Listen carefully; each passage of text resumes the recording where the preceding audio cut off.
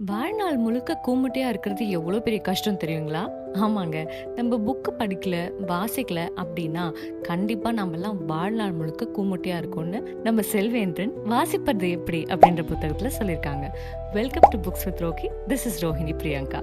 நம்ம ஆத்தர் ஒரு பையன்கிட்ட சும்மா பேசிட்டு இருக்கும்போது, "சார், நான் நல்லா தானே சார் இருக்கேன். காலேஜுக்கு போகிறேன், ஷர்ட் இருக்குது, பைக் இருக்குது, சாப்பாடு கிடைக்குது. நான் ஏன் சார் வாசிக்கணும்? நல்லா தானே இருக்கேன். 20 வயசு வரைக்கும் சோறு போட்ட எங்கள் அப்பா அம்மா 40 வயசு வரைக்கும் போட மாட்டாங்களா?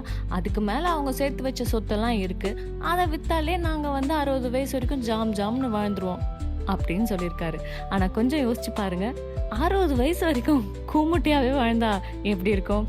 ஆமாம், அந்த ஒரு பையன் படிக்காமையே இருந்து உலக விஷயத்த தெரியாம இருந்தா கண்டிப்பா 60 வயசு வரைக்கும் கூமுட்டியா தான் வாழ்வான்னு சொல்றேன். இங்க போடுற சட்டை 2000 ரூபாய் கொடுத்து வாங்குறீங்க. அது ஏன்னு தெரியுமா? நீங்க பேசுற போன் 500 கிராம் கூட இருக்காது, ஆனா அது 1 லட்ச ரூபாய் கொடுத்து வாங்குறீங்க. அது எதுக்காக அப்படின்னு தெரியுமா? ஜிடிபினா என்ன தெரியுமா? கீழடி எங்க இருக்குன்னு தெரியுமா? இந்த மாதிரி பல விஷயங்கள் கேட்கிறாரு. சத்தியமா எனக்கு அவர் கேட்ட கேள்வியில பாதி கூட விஷயம் தெரியல. ஸோ இந்த உலகத்துல பொது அறிவுல நான் எங்க இருக்கேன் அப்படிங்கிறது பெரிய கொஸ்டின் மார்க்.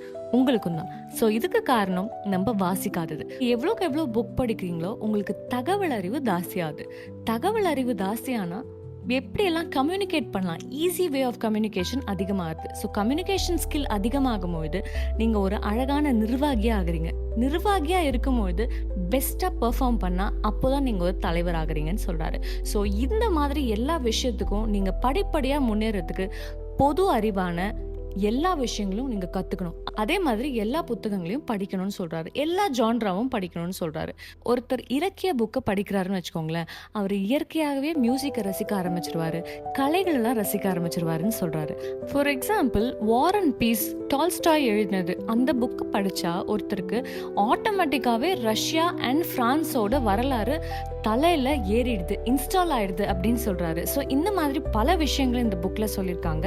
கண்டிப்பா நீ ஒரு கூமுட்டியா சாகாம நல்ல தெளிவான ஆளா உனக்கு சுத்தி இருக்கிறது ஃபுல்லாவே உனக்கு தெரிஞ்சு உன்னை தெரிஞ்சுதான் உன் வாழ்க்கையை நீ நடத்திக்கிறியா அப்படிங்கிற ஷுவாரிட்டி உனக்கு வேணும்னா கண்டிப்பா நீ வாசிக்கணும், கண்டிப்பா நீ புக் படிக்கணும் அப்படின்னு சொல்றாரு.